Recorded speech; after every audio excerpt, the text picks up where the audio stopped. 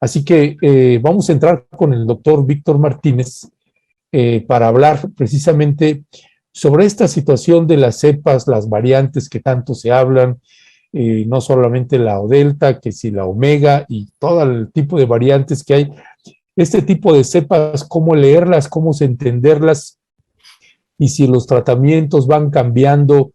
Ese es uno de los temas importantes.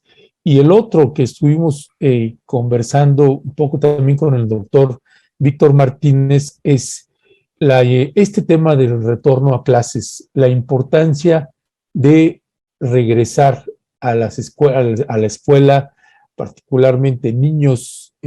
Y otro tema, pues es ya gente adulta, pero lo que toca primaria, secundaria, preparatoria, kinder, pues bueno, este es un tema que vamos a abordar ahí con el doctor. No sé si ya lo tenemos ahí a cuadro. Adelante, vamos a darle la bienvenida, por favor. Doctor, ¿cómo está? Buenos días. Hola Alberto, ¿cómo estás? Buenos días, qué gusto en saludarte. Igual a ti, ¿cómo te llamas? Ernesto, creo, ¿no? Creo que sí, creo que sí. ¿Cómo estás, Víctor? Doctor Víctor, muy buenos días. Ya estoy aquí para aumentarles el rating. Eso seguro, doctor. Qué bueno que nos acompañe. Lo necesitábamos, la verdad. Sí, no, hace mucha falta. Es que, ¿sabe usted? Hay un muchacho, un señor que empieza la transmisión y pues lo malo nos ayuda. Se pone a hablar y hablar ahí. Sí, y en su ausencia se ha visto cómo se ha aumentado el rating de forma importante. No, así que con el ponche usted. Y ahora con el doctor Víctor, no, ni con Gatell tenemos tanta audiencia que... Oye, pues es un gusto estar con ustedes aquí en el programa. Gracias, doctor Víctor Martínez. Víctor, ¿qué sucede? ¿Cómo entender este asunto? Se habla de las cepas del COVID y se habla de la omega, se habla de la variante delta, etcétera, etcétera. Y hay pues mitos que se van haciendo si esta corriente está siendo más fuerte y más feroz una que otra, estas variantes. ¿Cómo entender y si el tipo de tratamiento cambia en lo que toca a los contagios del COVID con estas cepas que se van anunciando, que si nace en un país y de pronto ya está acá, etcétera, y crea muchos más temores? ¿Cuál es tu valoración, Víctor, de esto que está sucediendo actualmente con esta tercera ola o cuarta, le llaman ya algunos? Sí, definitivamente es una cuarta ola. Hay algunas cosas que vale la pena recalcar en cuanto a lo que tiene que ver con las diferentes cepas del virus. Los virus tienen una tendencia a mutar de forma continua, a tener cambios en su estructura, en su contenido inmunológico, con su contenido de información genética. Y esto puede cambiar o modificar la conducta del virus una vez que entra a la célula. Pero el punto importante aquí, que creo que es relevante tenerlo en mente, es que la cerradura para que el virus entre a la célula y haga daño, pues esa cerradura la tenemos nosotros en nuestro organismo, en nuestras membranas celulares, y esas realmente no mutan, ¿no? Entonces el virus puede mutar de muchas formas, pero al final del día tiene que tener la vía de entrada, la espícula, lo que es la proteína S.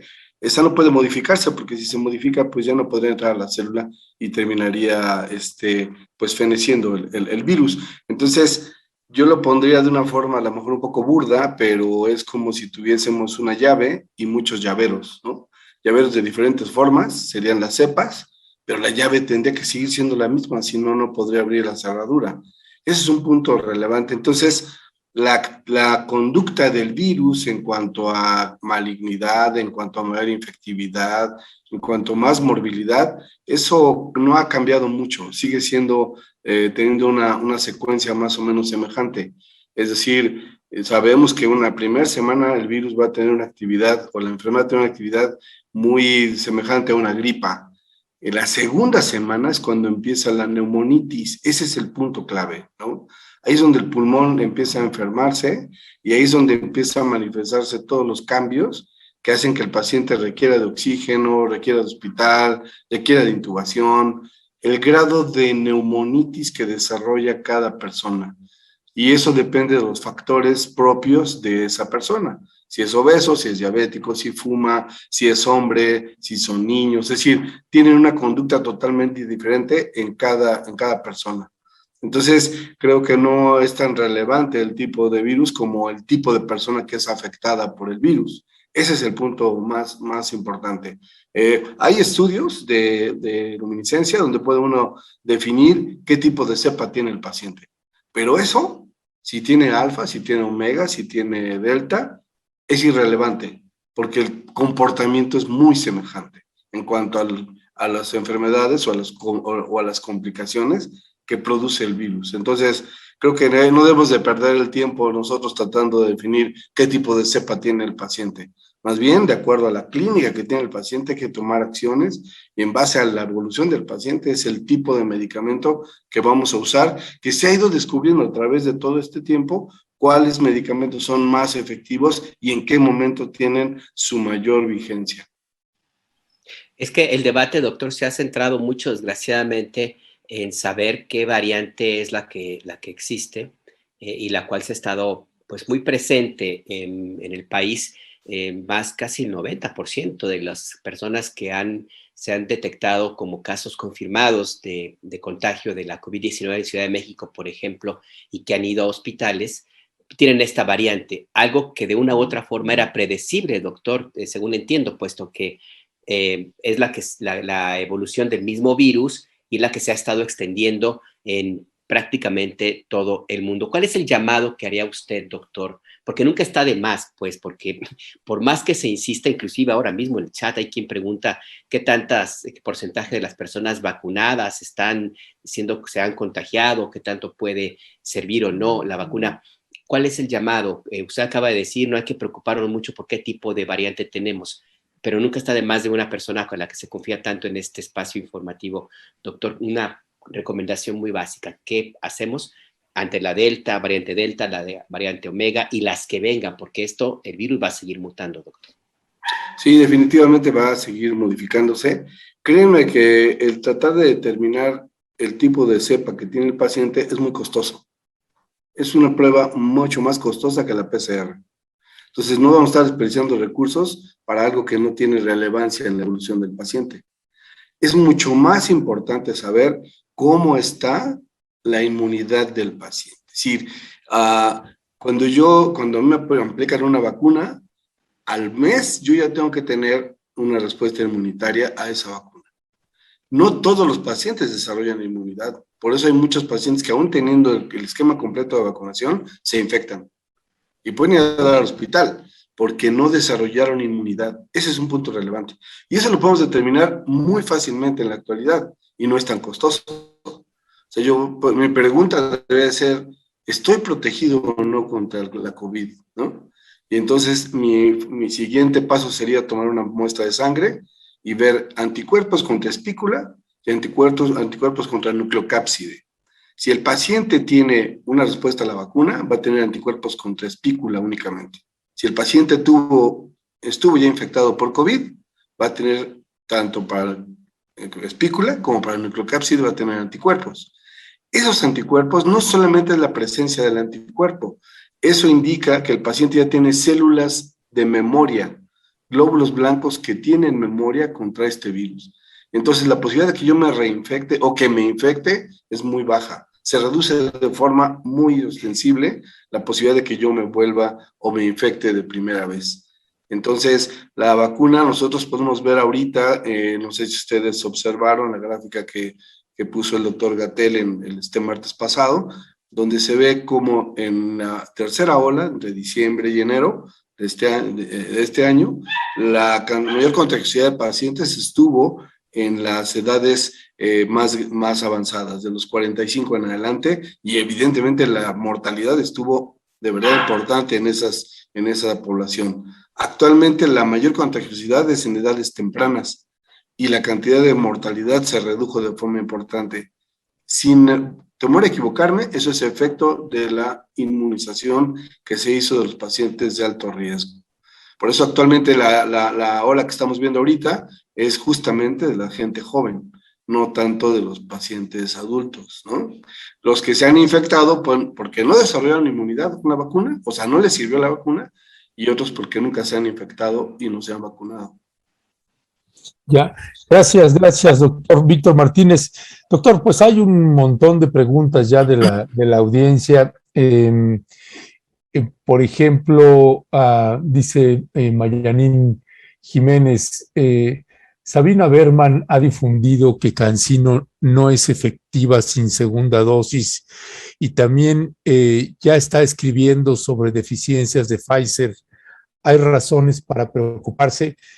Yo quisiera enfocar por ejemplo, este tipo de preguntas y la respuesta en algo que hemos cuidado acá por una decisión editorial, doctor Víctor Martínez, tanto Página como Rompeviento TV, es no abonar a la infodemia y más bien tratar de impulsar estas campañas de información que está haciendo la Secretaría de Salud. Es decir, hemos decidido editorialmente promover que la gente se vacune y luego el gobierno también enfrenta este tipo de campañas y acreditando algunas vacunas. En términos técnicos, ¿cómo entender este asunto de las vacunas? Retomando esta pregunta que me parece pertinente que hace Mayanín Jiménez. Pues mira, yo creo que lo más relevante es eso, o sea, la vacuna tiene una función muy, muy efectiva en la mayor parte de los pacientes. La problemática es cuando no podemos saber si desarrolla o no inmunidad, o sea, pero en este caso sí lo podemos saber. Entonces, hay vacunas que tienen teóricamente una mayor efectividad, es decir, si yo me pongo Pfizer, por ejemplo, tengo 9 de 10 personas que se vacunan con Pfizer desarrollan inmunidad. Con CanSino, 6 de 10 pacientes desarrollan inmunidad. Y así cada una, AstraZeneca, 70, 80% de efectividad. Pero eso es irrelevante porque a mí me pueden poner CanSino y eso no importa, a lo mejor yo desarrollo inmunidad, entonces vale la pena antes de decidir ponerme una segunda dosis o buscar una vacuna alterna, mejor debo definir al mes si yo ya tengo inmunidad contra el virus provocado por la vacuna. Y eso lo puedo determinar fácilmente, es decir, no es algo que sea complicado. Y eso me puede dar una idea de cómo está mi sistema inmunológico para enfrentarse al virus, ¿no? Si tengo anticuerpos, seguramente no voy a tener problema al enfrentarme a un contagio por el virus. Y esto toma mucha relevancia y lo uno a lo que tiene que ver con el regreso a clases, porque a lo mejor desde mi muy particular opinión, antes que pensar si vamos a poner medidas de seguridad y si regresamos o no, sería muy útil tener un diagnóstico de la inmunidad de la población que va a regresar a clases. Si los profesores tienen ya inmunidad, los que ya tienen anticuerpos deberían ya estar trabajando de forma presencial. Los profesores que no tienen anticuerpos, que no han desarrollado inmunidad, probablemente podrían hacerlo todavía por vía virtual, por Zoom, pero en un momento dado tratando de inmunizarlos para que regresen a la actividad presencial. Los niños, por ejemplo, y este es un punto que a lo mejor vale la pena subrayarlo. Nosotros no debemos de perder de vista que el hecho de que haya pacientes con mayor riesgo, diabéticos o hipertensos, es porque tienen más cerraduras, tienen más receptores AC2 en sus membranas. Esos receptores los hemos formado como un mecanismo de defensa de nuestro organismo para disminuir el proceso inflamatorio que provocan estas enfermedades crónicas. Si nosotros determináramos la cantidad de receptores AC2 que tienen los menores de 25 años, serían muy pocos receptores, por eso su evolución es muy benigna. Una gran cantidad de personas menores de 25 años han tenido un cuadro asintomático y ni siquiera saben que ya se infectaron. Entonces, lo ideal es sí determinar qué tantos anticuerpos tengo, o si ya tengo anticuerpos o no contra el virus. Que esa es otra cosa que a veces me preguntan los pacientes, porque hay pacientes que tienen anticuerpos en 2500, otros tienen 500. Eso es irrelevante. No importa cuánto tengas de anticuerpos, lo importante es que ya los tienes, ¿no? Y cada vez que yo me expongo al virus, produzco anticuerpos. y eso va a hacer que de alguna manera pueda tener mayor o menor cantidad circulando en la sangre. Pero definitivamente el punto importante es el diagnóstico de la inmunidad. La vacuna ha sido fundamental. Definitivamente podríamos tener algunos pacientes con efectos colaterales que son comunes, ¿no? A todas las vacunas. Son efectos de a lo mejor gripales, ¿no? Dolor de cuerpo, cansancio, somnolencia, malestar general, sí, todo eso puede ocurrir. O a veces urticaria, otro tipo de reacciones. Pocos pacientes desarrollan cuestiones graves.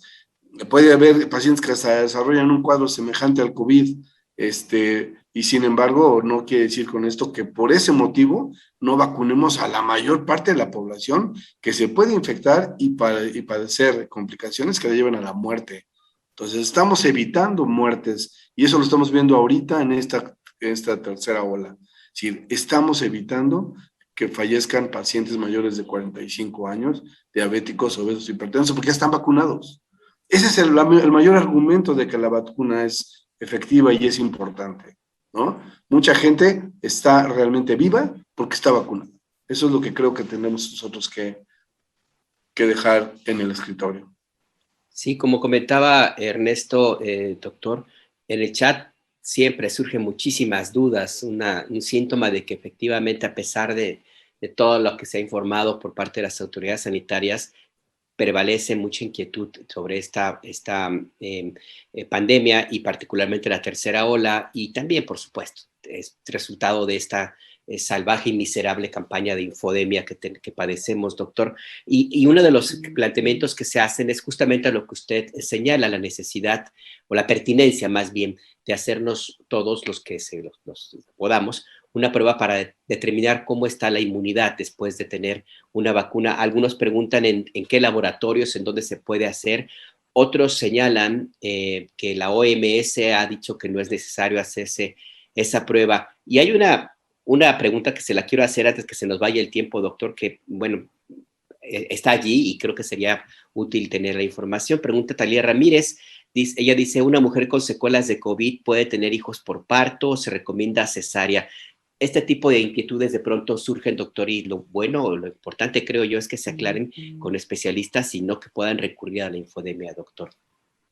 Sí, en este caso, por ejemplo, un paciente que tuvo COVID y que está embarazada y que logró sobrevivir el embarazo, realmente no tiene problema de tener un parto por vía vaginal o por vía cesárea. No es diferente a lo que pacientes que tienen papiloma o que tienen enfermedades infectocontagiosas a nivel urogenital, pues sí, ellos sí tienen que ser por parto, ¿no? Para evitar el contagio del niño. Pero en este caso no tiene mayor problema. Su parto puede ser totalmente normal, ¿no?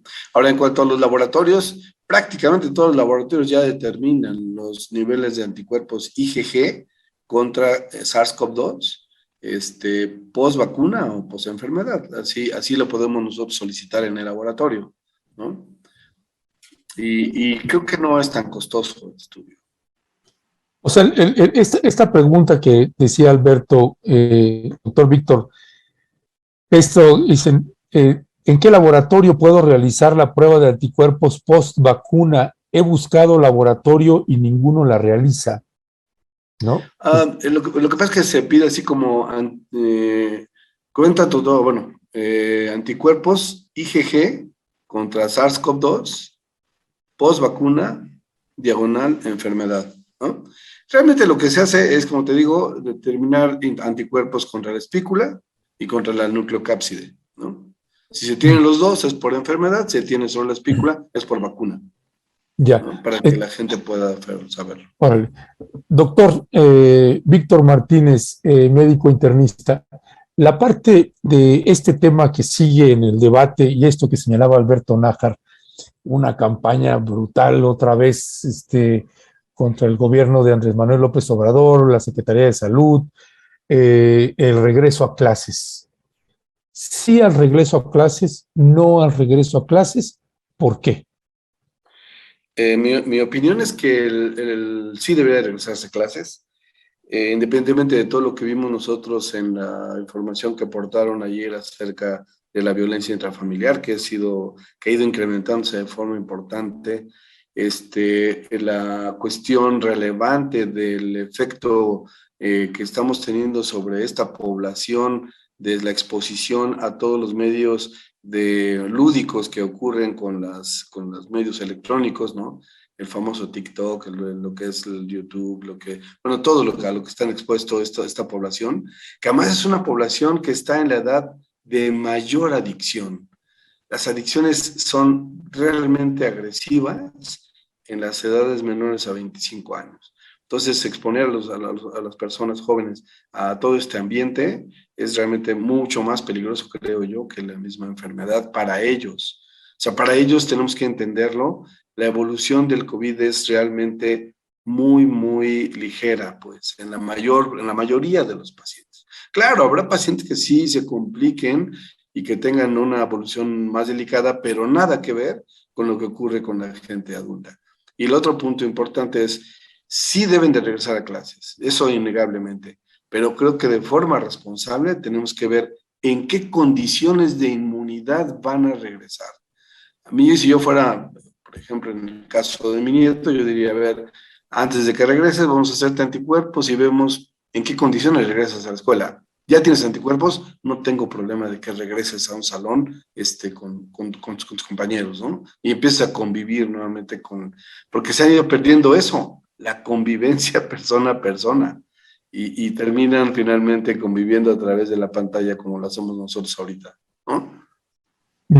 Sí, porque hay muchísima inquietud. Desgraciadamente, doctor, la infodemia ha rendido algunos frutos y hay muchos padres de familia que están muy inquietos y ante la posibilidad de que sus niños, sus hijos regresen a clases presenciales por el riesgo que puede implicar un eventual contagio. No necesariamente que los niños puedan tener algún problema, sino que puedan llevar el virus hacia personas con alguna vulnerabilidad. Hay por allí, como comentaba Ernesto en el chat de producción, una imagen con una recomendación del doctor Hugo López-Gatell, un tuit que publicó recientemente.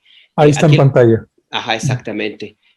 Aquí lo importante es destacar que el nivel de complicaciones para los niños es mucho menor al que pueda tener una persona mayor, inclusive con la vacuna. De nuevo, la petición muy concreta, doctor, ¿qué recomendaciones hay para los padres que están en el dilema? ¿Mando o no mando a mi hijo a la escuela? ¿Me voy a estar o no protegido? ¿Va a traer mi hijo, mi hija, el virus a la casa, a un entorno que haya estado protegido de cierta manera, doctor?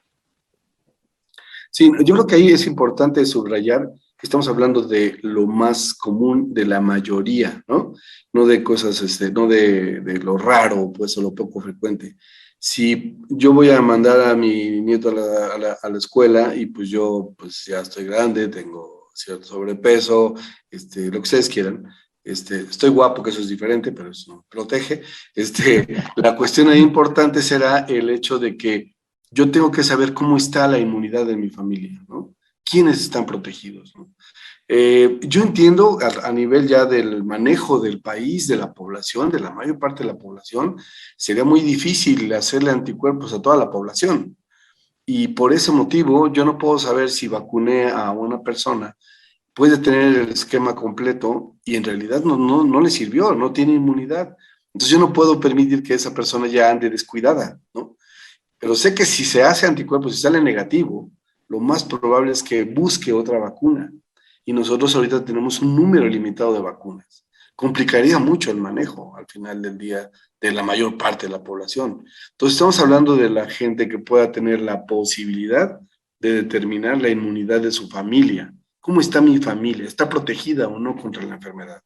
Si tengo anticuerpos, créanme que es verdaderamente difícil que el virus me haga daño. Es decir, el virus, si yo tengo anticuerpos contra la llave de entrada, contra la espícula, por más que quiera el virus no va a poder penetrar a la célula. Podrá decirse que el virus tiene miles de espículas, pero también nosotros tenemos una buena cantidad de anticuerpos para poder inactivar esas espículas. Y aunque yo expectorara ese virus, va inactivo. La posibilidad de que yo contagie a alguien más es muy baja. El doctor Gatell lo nota así por el hecho de que está hablando de la población en general y de que sería muy difícil definir la inmunidad de un país. Es muy complejo. Yo creo, estoy de acuerdo con él, hay que seguirse cuidando mientras no tengamos la certidumbre de que tenemos anticuerpos contra el virus, ¿no? Por ahí alguna vez Ernesto me comentaba que alguien en el chat preguntaba o decía que el virus se queda y se incuba en el cuerpo. O sea, el virus, si no entra a la célula, en 24 o 48 horas, fenece, es decir, necesita replicarse. Y para replicarse necesita que la espícula entre en el receptor AC2 de nuestras membranas. Y si está inactivo, pues no va a poder entrar. Eso va a hacer que el virus finalmente desaparezca de la circulación. Entonces, creo que lo más relevante es que nos preguntemos si estamos ya protegidos contra la enfermedad y si podemos, a través de nuestros medios, definirlo. Y en base a eso tener un poco más de tranquilidad en el regreso a clases. Y recordar, que eso hay que subrayarlo, los niños, los jóvenes, tienen muy pocos receptores contra el virus. Por eso, prácticamente, su evolución es muy, muy benigna, ¿no? Sí, No estoy diciendo con esto que los sí, expongamos a que se infecten, ¿no? Pero evidentemente su evolución más leve. sí, y de hecho sobre esto pregunta Mariam Calderón, ¿cómo van a tener anticuerpos los niños si no se están vacunando? Y esa parte me parece que es fundamental explicárselas, ¿no? Sí, es decir, la gente joven, los niños, sí, a lo mejor han estado guardados, ¿no? Pero no han dejado de tener contacto con su familia, que finalmente salen a trabajar, van, vienen, muchos se han enfermado y finalmente los niños aparentemente no tuvieron nada, pero nunca se definió si tenía anticuerpos. Si a un niño ahorita le hacemos anticuerpos y tiene anticuerpos contra el nucleocápside, ese niño estuvo ya infectado y tal vez fue asintomático. Entonces, parece reiterativo, pero de verdad la clave está en definir cómo está mi inmunidad en este momento. Si yo me hago anticuerpos ahorita, que estuve enfermo, están positivos mis anticuerpos. Si Ernesto se hace la prueba, va a salir positivo anticuerpos para el nucleocápside porque también estuvo enfermo. Alberto, que no sale de su casa, que nadie lo ve, que casi ni le da el sol, va a salir y si ya está vacunado, pues va a salir con anticuerpos contra espícula. Todavía no me toca, doctor, a los menores de edad todavía no los toca. Tienes razón, eres el grupo que todavía está viendo si regresa a la primaria. No, a lo mejor si no está vacunado va a salir negativo, si no se ha enfermado y si no se ha vacunado. Y entonces esa persona es totalmente susceptible a enfermarse. Obviamente que a esa persona no le vamos a exponer a que regrese a un lugar pues con convivencia mayor, ¿no? Ese a lo mejor sí tendrá que dar clases a través de Zoom, ¿no? Pero a lo mejor buscaremos la forma de que se vacune, pero si no quiere vacunarse tampoco le podemos obligar, ¿no? Tampoco se le puede obligar a la gente a vacunarse, ¿no? Y es que hay que encontrar el punto medio, doctor, porque pregunta en el chat María Luisa Chiapa López, se les hace los anticuerpos la prueba y sale negativo, es decir, que no los tienen, ¿los vamos a encerrar por siempre? Esa es una pregunta. No, yo creo que ahí el punto sería, y esa es una alternativa, ¿no? Sí tendría uno que buscar a través a lo mejor del 911, porque será una forma de ir presionando al gobierno a tener que ir buscando la forma de definir la inmunidad, ¿no? Porque el gobierno sí puede tener la posibilidad de reducir costos y hacer pruebas. Es más barata la prueba de anticuerpos que la de PCR. Y la de PCR tiene una mayor cantidad de falsos positivos. Entonces, yo creo que es importante que si el paciente se hace anticuerpos y sale negativo, informe al 911 para que a ver si ellos pueden en algún momento decir, bueno, ve a tal lugar, esta vacuna, y que te la apliquen, ¿no? Y lleva tu resultado de anticuerpos negativos para que sepamos que la vacuna que te pusieron no funcionó. Porque si ahorita dijéramos, ¿cuántos de los millones de gentes que se han vacunado desarrollan inmunidad? No sabemos. No lo sabemos. No tenemos esos datos. Tal vez los tengan en nutrición si ellos han estado haciendo algún protocolo de investigación en ese sentido. Pero de ahí a que lo sepamos a la población en general, no tenemos ese dato. Que sería fundamental. ¿Cómo está la inmunidad en el país? Eso sería relevante. Ya, pues, doctor Víctor Leay, pues muchísimos comentarios y agradecimientos. Gracias por la información. Y esta parte que señalas, que me parece importante, que dice, alguno de los gente de la audiencia, este tema que estás hablando de los estudios, de estas pruebas de inmunidad y demás, dices que mucha gente no tiene ni siquiera los recursos para estarse haciendo las pruebas. Así que pues es más que pertinente esta parte de, pues a lo mejor a través de la misma Secretaría de Salud, pues el promover, el negociar algo para que este tipo de estudios que implican pues la vida de millones de personas, pues puedan tener un costo mucho más accesible. Sí, tal vez en los mismos kioscos que existen actualmente para hacer pruebas de antígeno, pruebas rápidas de antígeno, debería de haber la forma de hacer o determinar la inmunidad de cada persona, ¿no? Sé que sería complicado porque se va a atiborrar, obviamente, si abren un kiosco para ver inmunidad, no, pues vamos a tener 3 días ahí sentados esperando a que nos hagan la prueba, ¿no? Pero a lo mejor en las escuelas, con la población que va a ingresar, ¿no?, a clases, empezar por ese sitio, porque realmente lo que nos interesaría sería volver relativamente a la normalidad. Y regresar a la escuela creo que es el primer paso para lograr ese camino, ¿no?, hacia volver a tener una actividad más normal, cotidiana, ¿no? Es como era que fui a Oaxaca, no pude ver nada porque estaba en semáforo rojo, ¿no? Entonces es complicado, ¿no? Sí, no, y lo peor es de que el gobernador de acá pues, ni siquiera reconoce el semáforo rojo, lo pone, sigue apareciendo en semáforo naranja. Y es como en la playa, te ponen la bandera roja y ahí estás en las olas brincando, ¿no? O sea, es algo semejante, pues el punto es que creo que vale la pena ver ese aspecto. Yo entiendo y estoy de acuerdo con el doctor Gatell, mientras no tengamos ese diagnóstico, todos tienen que seguirse cuidando aunque te hayas vacunado, porque no sabemos cómo estás, ¿no? Exactamente. Porque espérame, el problema, discúlpame, Alberto, Adelante, el problema, así que espérame, ¿no? El problema es que al final del día, si yo digo, ya estoy vacunado y soy libre, y si no desarrollo inmunidad y me infecto, lo que va a empezar a ocurrir es que va a haber una disminución importante en la credibilidad hacia las vacunas. Y el problema también que va a haber es que mucha gente se queja de que yo dejé de ser el mismo después de vacunarme, ¿no? O sea, diciendo, bueno, ok, estoy de acuerdo que puede haber síntomas, ¿no? Pero muchos de los síntomas son totalmente subjetivos, ¿no? Si tú me dices que te sientes cansado, pues yo te creo, ¿no? Pero no lo puedo definir de alguna manera objetiva. Entonces, creo que lo mejor es, sí hay que vacunarse, indudablemente. Yo no creo que ahorita tuviéramos que vacunar a jóvenes o niños hasta no tener, menores de 18 años, hasta no tener un diagnóstico que nos permita saber cómo están sus defensas. Sí, antes de cerrar esta conversación, un par de comentarios, doctor. Uno es una pregunta, si me lo permite, Juan Carlos Gaitán pregunta, por favor, preguntarle cuál en el examen para definir anticuerpos, qué porcentaje es el adecuado para asegurar una buena protección y cuál es el porcentaje más bajo para requerir una vacuna. ¿Esto se puede saber, doctor? Aquí lo más relevante, y por eso esa pregunta es muy pertinente, que gracias a Juan Carlos, la realidad es que muchos pacientes determinan en muchos laboratorios en la cantidad de anticuerpos que circulan, pero eso es muy variable. Si yo en esta semana no he tenido contacto con el virus, el nivel de anticuerpos que va a estar circulando en mi sangre va a ser bajito. Pero si hace 2 o 3 días tuve contacto con alguien y con el virus finalmente entró a mi organismo, los niveles de anticuerpos van a estar muy altos.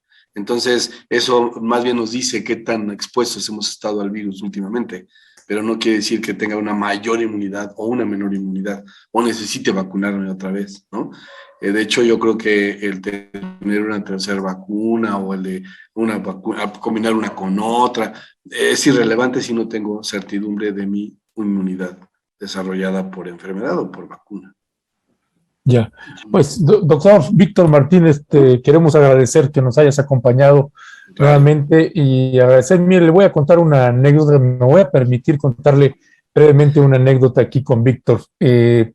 Ahora que estoy acá en Oaxaca, en esta situación de que un familiar, mi hermano entró en una situación crítica del COVID, le pedimos a Víctor si podía intervenir, analizarlo, le mandamos un video, empezó a hacer llamadas, los enlaces, y cuando vio el video me llama y me dice, Ernesto, tengo que ir a ver a tu hermano directamente, pues esto no lo veo bien ahí, y así que pues pasó por mí, nos fuimos con todo y su esposa, nos venimos a Oaxaca, salimos a las 11 de la noche en el carro de Víctor, del doctor Víctor, salimos a las 11 de la noche, llegamos a las 4 de la mañana directamente a ver a mi hermano, y pues déjeme decirle con certeza plena que este hombre le vino a salvar la vida porque hizo algunos ajustes